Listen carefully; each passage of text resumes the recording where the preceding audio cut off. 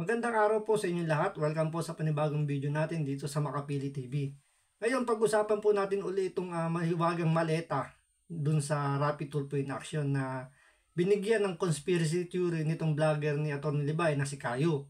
Ito si Kayo, base nga sa ano na to, is binibigyan niya ng mali siya yung nangyaring pagsuole nung maleta ni Ma'am Recon. So dito, makikita dito, pakikita ni Meloyap kung ano yung ginamit na trick dito ni Kayo para magmukhang na malagyan niya ng mali siya yung conspiracy theory niya. So bago natin simulan yung topic na yan, hihingi lang ako ng konting lambing sa inyo. Baka pwedeng pakipindot naman yung subscribe button kung di ka pa nakasubscribe sa channel na to. Pakipindot na rin yung like, wala naman pong bayad yan. So tuloy natin yung itong na-discover ni Meloyap na technique ni Kayo.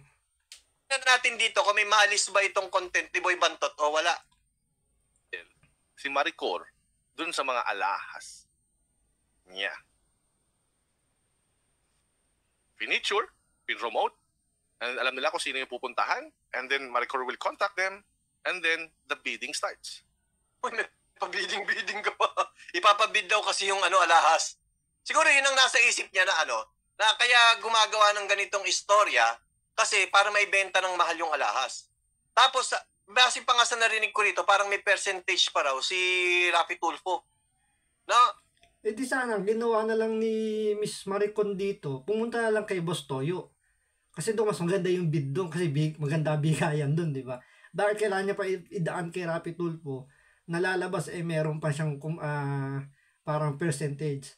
Diba, doon pala makikita niyo yung mali siyang gustong ipalabas dito ni Kayo. Diba, kasi kung pwede naman idaan na lang sa auction, sa legal auction yun. Kung yun talaga yung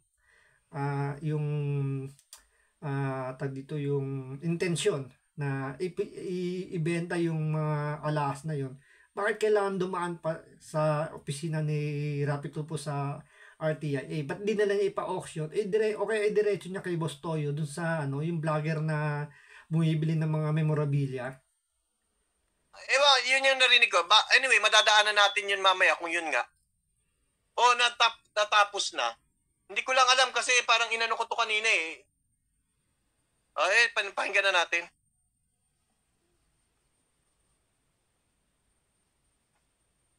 What you think? Or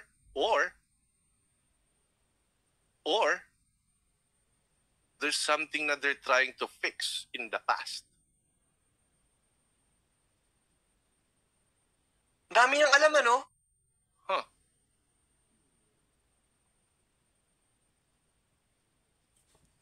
Oo, para may exposure. Bakit daw kailangan may sabi niya, di ba, parang may kailangan daw i-fix sa past. So, may kailangan daw ayusin doon sa nakaraan.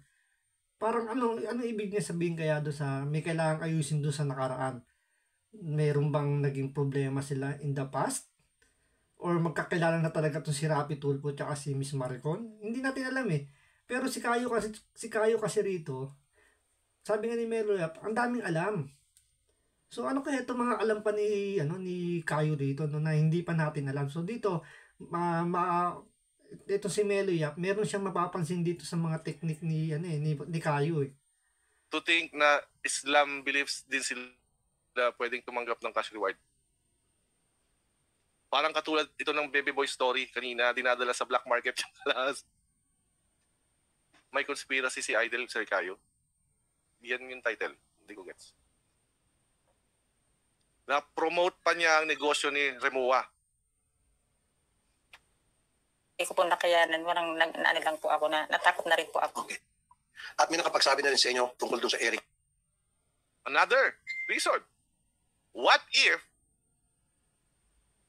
alternative idea. Alternative idea. Okay? Doon sa sinabi kong yun. What if yan ay ang buyer niyan si Idol din, pang regalo. Hindi joke lang. Taba ng utak, Joke lang naman daw joke lang. Pero Joke lang pero may laman. Ang sabi niya, ang buyer daw, dahil parang pinalalabas niya na itong si Miss Maricon o Maricor ay nagbebenta ng alahas at ang bibili si Rapid Tulfo para ipang regalo. So parang yun ang dating eh. So doon makikita mo may ano eh, talagang magaling siyang ano eh, magaling siyang magtahi, tinatahi niya yung kwento. 'Di ba makita niyo may mali siya talaga yung parang yung talagang gagawa niya ng paraan para lang magkaroon ng issue yung isang bagay. Mamaya panood natin. Yan, isa pa yan. Hinanap ko rin yung video nito, yung buo. Hinanap ko rin yung buo nito. Wala. It doesn't exist. Transaction ba ito, sir? Ito kayo? Why not, right? Why not? Bakit? Well, makita natin dito na alam ni Aiden. At parang gusto niya pang sawayin yung may-ari. Parang yung may-ari pa yung parang hindi makahawak. Just watch. Alam nyo guys, pwede na nga hindi na ako mag-comment dito eh. Kayo mismo pag napanood nyo yung katangahan nito, mapapahiling na lang kayo unless zombie kayo. Tignan nyo yung mga pinagsasabi niya rito, out of this world. Kaya nga ako, hindi ko pinapanood yung video nito ni Kayo. Tinry kong panoorin. Medyo nakakatamad panoorin kasi boring talaga. Kasi ang dami niyang segue, ang dami niyang ano eh. Mostly ang ginukuha niya lang comment, yung reaction niya doon sa comment section lang. Hindi talaga yung sarili niyang opinion.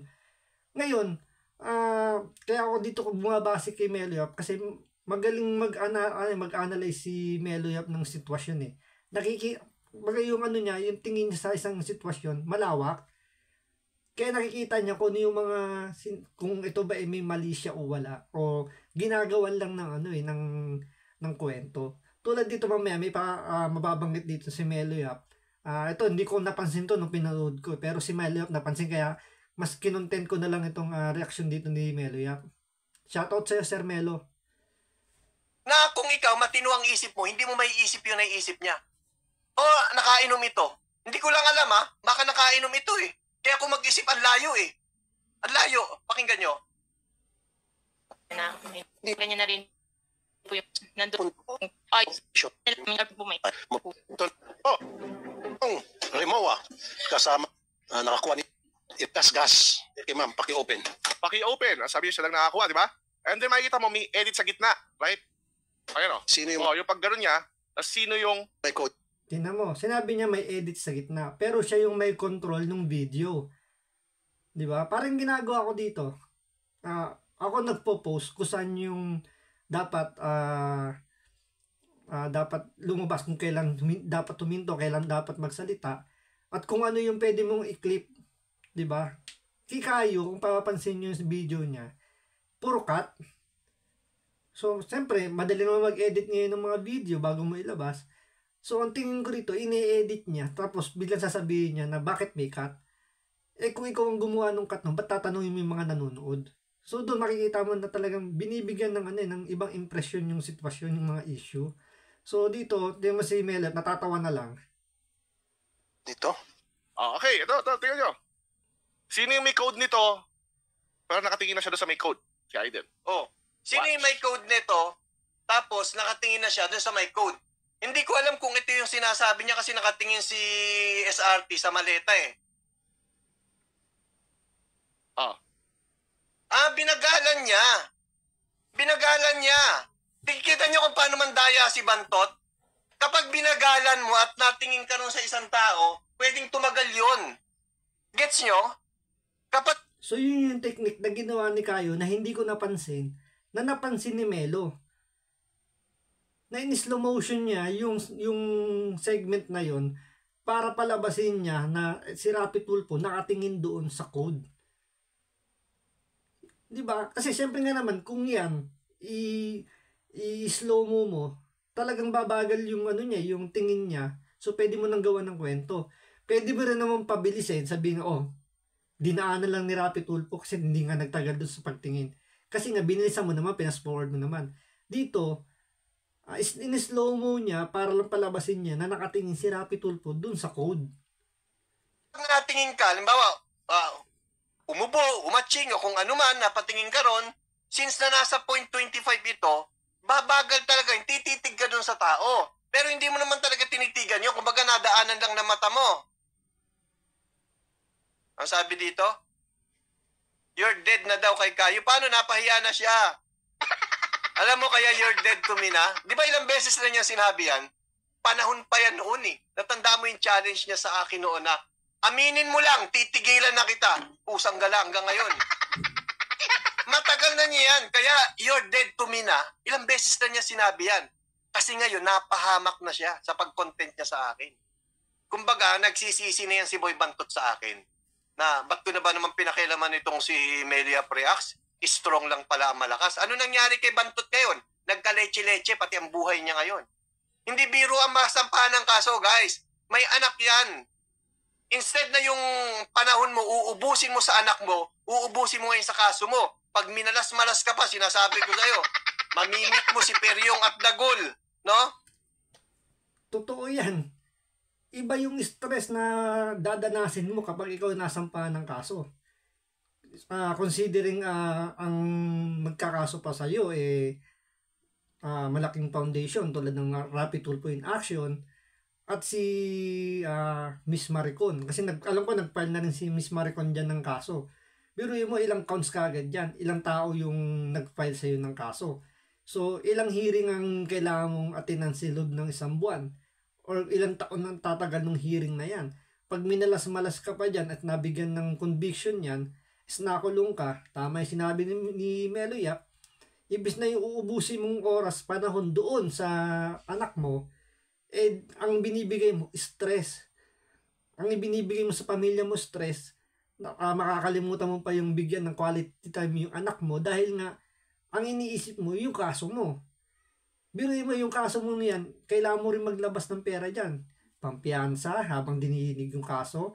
Pag natalo ka pa sa kaso, tandaan nyo, may hinihingin danyos dito si Rapid Tulfo, 200 million. Hindi natin alam kung yung 200 million na yun is individual yun per vlogger or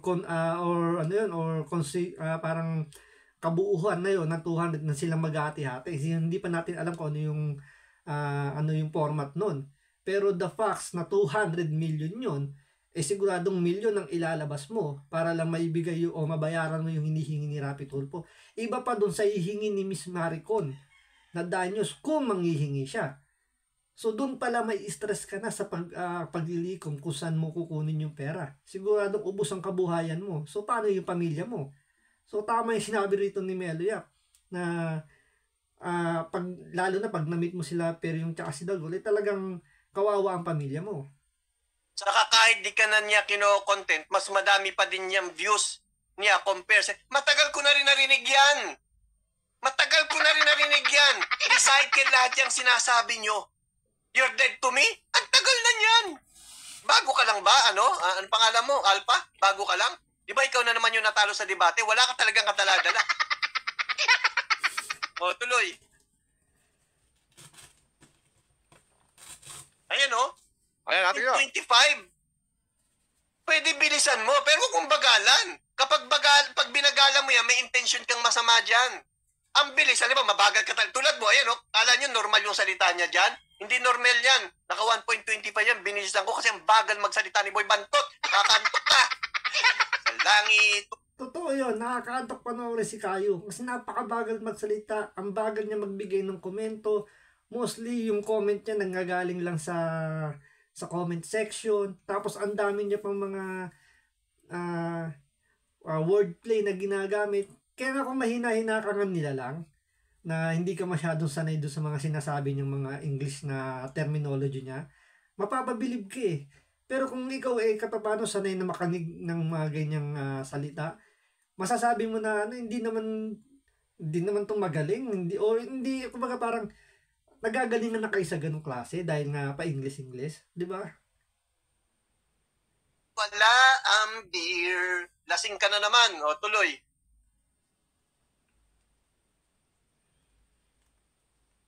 Kukunin niya. Nag-hesitate. Kasi walang code. Okay? Okay, anong pwede natin sabihin doon? Noel, pwedeng... Nag-hesitate. Walang code. Alam mo kung akin yan, nahawakan ko rin yung maleta. Uy, buti na lang dito ka na. Gagano, pero hindi ibig sabihin, wala akong code. Paratang mo lang yun, Boy Bantot. Maling-mali na pagbabasa mo, halatang nanggigigil ka. Taob! Hindi ako nagbabasa. Yung bang ano? Hindi, may ano talaga ako magbasa. Halo-halo. Kaya ang hirap ako magbasa. Halo-halo sa akin ang letra. Hoy, alam mo na. Ay, may alam ka na sa akin. Uy, tayo na. Hindi, joke lang. O, tuloy. Pwedeng i-excuse. Pwedeng i-excuse Hmm. na, well, hiniram niya lang sa assistant niya yung maleta. Oh, tignan nyo ha.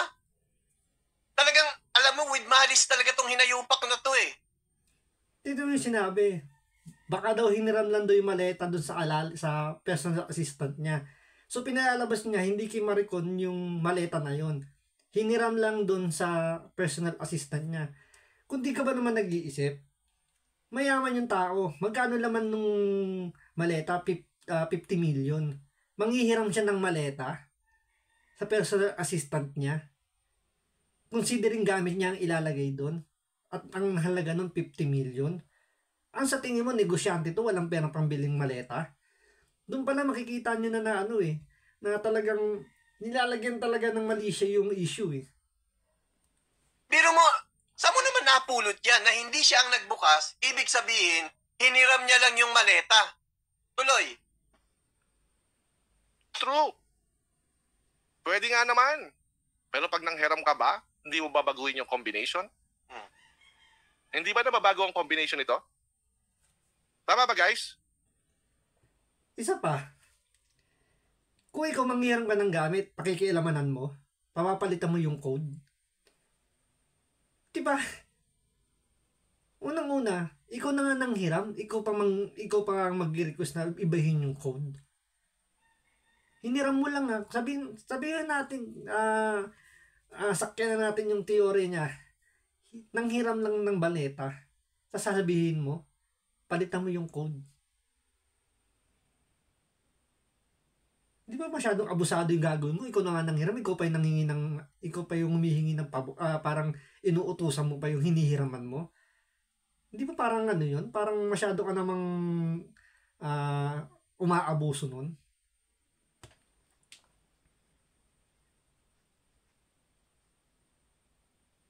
Pwedeng nanghiram. Pero dapat baguhin mo yung combination, right? Pwede, pero depende. Still, alam pa rin niya dapat code. O ngayon, kaya kami nagtanong ako, gaano katagal i-crack Parang ako, dito sa bahay, may susi ako. May susi rin yung kasama ko. Kapag sabay kaming dumarating, hindi ako nagbubukas ng pinto. Siyempre, nauna ako pagpasok ko, nakakandado. Siyempre, hari ako eh. Hari ako eh. Yan. Antayin ko siya, pabuksan. Ganun ako eh. Hindi ako nagbubukas ng pinto. Ibig bang sabihin, wala akong susi? Unless ako lang mag-isa. Pero pag may kasama ako, pareho kami may susi, siya pinagbubukas ko ng pinto. Kasi ayoko magbukas ng pinto. Ako naman, halimbawa, sabihin natin, manghihiram ka ng maletang ganyan. At may combination. Hindi na ako aabuso na sasabihin ko, palitan mo yung code niyan. Bibili lang ako ng padlock.